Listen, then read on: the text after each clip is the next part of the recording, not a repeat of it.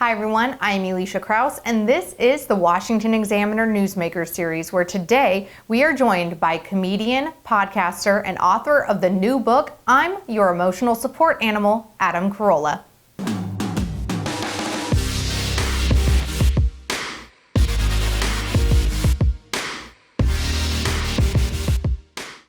Adam, welcome to the Newsmakers series, and thank you for being here today.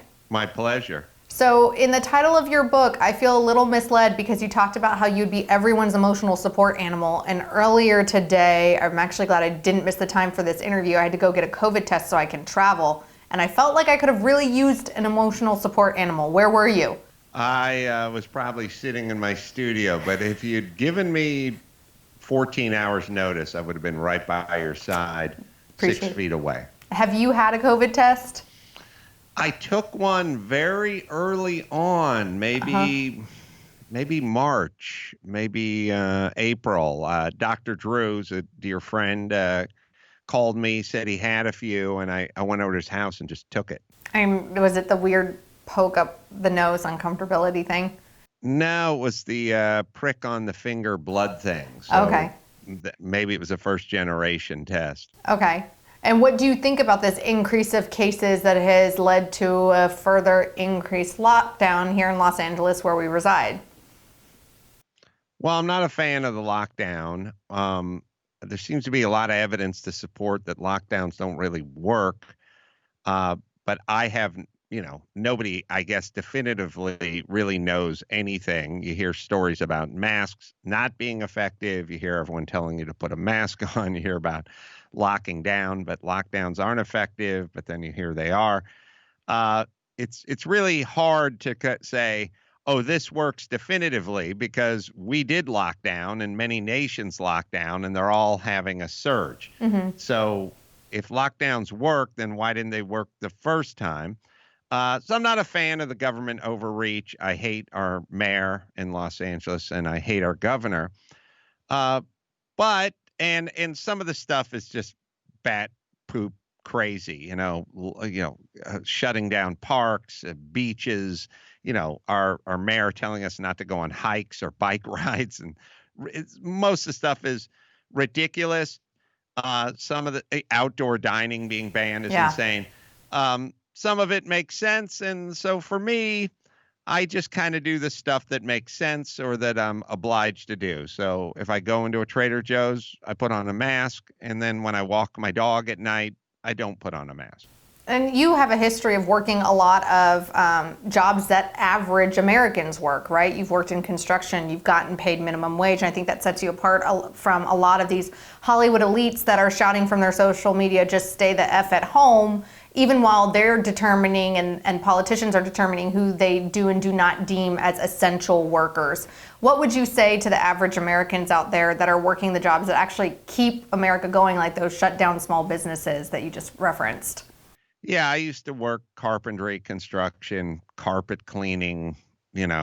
I had many sort of blue collar, some minimum wage jobs. I mean, I worked at McDonald's. That was a minimum wage job. But I had a lot of hourly jobs, and if you didn't show up, you didn't get paid. And so if I had to stay home at a certain chapter in my life, if this thing hit when I was 25 and they told me to stay home, I'd be out on the street for sure in about 2.5 weeks. So, my feeling is I would hope that all restaurants in the Los Angeles area who've already complied to all the outdoor dining regulations that the mayor and the governor already put into place, I would suggest that you keep those in place and just reopen outside. If everyone just did it at once, there's nothing they could do about it. And it'd be a little civil disobedience. So I would be a big fan of an outdoor dining protest that would take the form of just opening. Mm-hmm. If you've already done all the stuff they've told you to do, and they have no definitive proof or scientific proof. Remember, we're going to follow the science. Well, they don't have any scientific data that suggests that outdoor dining is going to harm anybody. Then reopen. Do it on your own.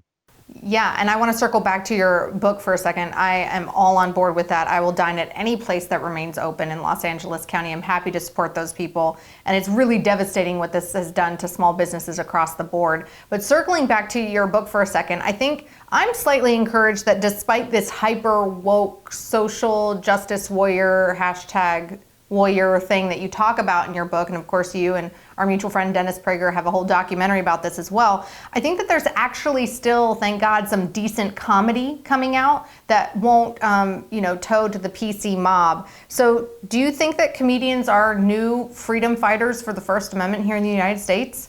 Well, some are, but most aren't. Most are fearful that they're going to get caught up on the wrong end of the cancel culture. And comedians, by and large, are trying to kind of win a popularity contest, and coming out against masks or against lockdowns or whatever is not going to make you popular as a comedian. I can't think of one household name or big name or recognizable name comedian who's come out against all this government overreach and all these lockdowns and all you're a household insanity. name. Yeah. Okay. Me. That's about it that I can tell in the comedy department. And the sad part is comedy traditionally pushed against the man, and comedians very conveniently think Donald Trump is the man, but Donald Trump is not the man. Donald Trump doesn't control what's going on in California.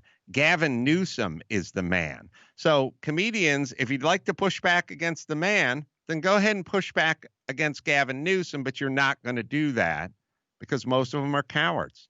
You referenced, speaking of Gavin Newsom, what was your tweet? You called him like the dumbest governor in the country, and you said that Elon Musk is the smartest man, and if he's fleeing, then what are the rest of us doing? Do you plan on staying in LA? No, my kids are in high school. They got to get through high school, and once they get through high school, I'm out of here. Unless there's some sort of seismic change, unless they vote in someone who's competent and would like to solve problems. Do you see with this kind of civil unrest that's growing, though, and the small businesses and the Restaurant Association and others fighting back, do you see any potential for political change here in the state? If people in California, if they can, get over their cognitive dissonance and vote another direction, yes. But most people I know here are, let's just say, they're narcissists and they just believe that this is going to work. And so they're going to vote Democrat the next 10 times around, and then they're just going to get more of this. And then they're going to have to leave. And when you reference those narcissists, I'm assuming that they also have the means to leave. So what happens with all of the people who don't? Well, they're going to have to stay here and slug it out, and hopefully there'll be some sort of mass awakening, and they'll vote in somebody other than the supermajority of Democrats who have run California into the ground. And when you reference your high schoolers, of course, they're probably on TikTok and all of these other things. Do you talk to your kids about politics, or is that subject off the table in the Carolla household? My son and I talk often about politics because he wants to talk often about politics. My daughter doesn't, so we don't. So it kind of breaks down along those lines. And how do you think advice? I'm a mom of 4, and we don't really talk politics in the home yet because one is 11. Any advice of how to address politics with a teenager? I'm a little less sit down and talk to everyone about everything, and a little more lead by example. So you live your life in a way that would be a role model to your kids. You show them, and some of that's going to be political, and some of that stuff's going to bleed over and all that. But like I'm a very by example kind of person. So you show your kids that you're honest, you're hardworking, or you're motivated and dedicated and all that kind of stuff. And then you don't really have to sit down and tell them to be that way. So something that's really interesting about you is that you do have friends and famous friends on both sides of the political aisle. How do you do that? How does that work? We believe that the relationship and the friendship comes first, and that the differences in political ideology are a distant second, and there's no reason why I can't enjoy these people and they can't enjoy me, since we never did sit around and talk about politics in the past. Um, I don't know why we need to sit down and talk about politics now. You go out to dinner, and you make each other laugh, and you tell them what's going on with your family and your world, and you discuss things. I don't see why there needs to be politics interjected into every relationship. So who cares? You're a fan of the Steelers, I'm a fan of the Ravens, or whatever it is. Fine. What's the difference? Do you have any advice to average Americans as we go into the Christmas and the New Year season, where they might be coming across those friends and family members that they disagree with on politics, what they should indeed focus on?